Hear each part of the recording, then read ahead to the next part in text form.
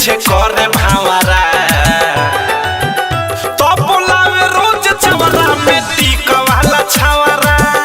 तो बोलावे रोज चवरा में टीक वाला छावरा तो बोलावे रोज चवरा में टीक वाला छावरा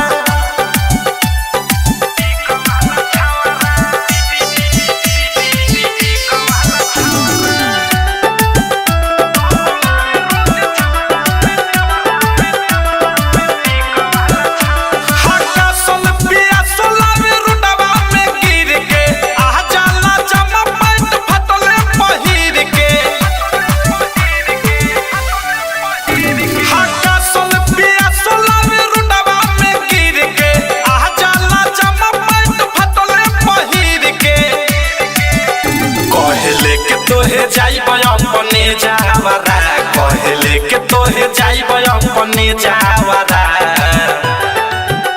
तो बोलावे रोज चवरा में टीक वाला छावरा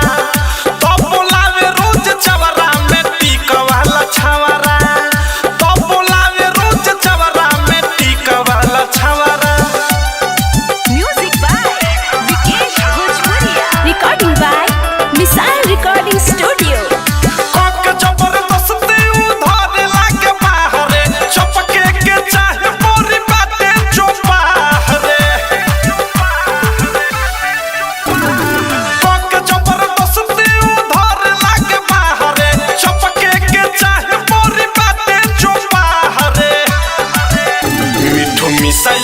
देश कहे खाई पकावरा सुनो अनुराग मुकेश कहे खाई पकावरा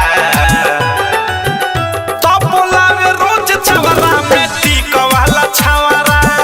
तो बोलावे रोज चवरा में टीक वाला छावरा तो बोलावे रोज चवरा में टीक वाला छावरा दुआरा पे के रोजे हो जाला खारा कनख चलावे हमें करे इशारा भौरियाला जैसे आगे पीछे करे भावरा भौरियाला जैसे आगे पीछे करे भावरा तो बोलावे रोज चवरा में टीक वाला छावरा तो बोलावे रोज चवरा में टीक वाला छावरा तो बोलावे रोज चवरा में टीक वाला छावरा। आरसीएम म्यूजिक न्यू ऐप अभी डाउनलोड कीजिए हमारे गूगल प्ले स्टोर से और पाए भोजपुरी लोकगीतों का एक से बढ़कर एक ऑडियो वीडियो सॉन्ग बिल्कुल मुफ्त।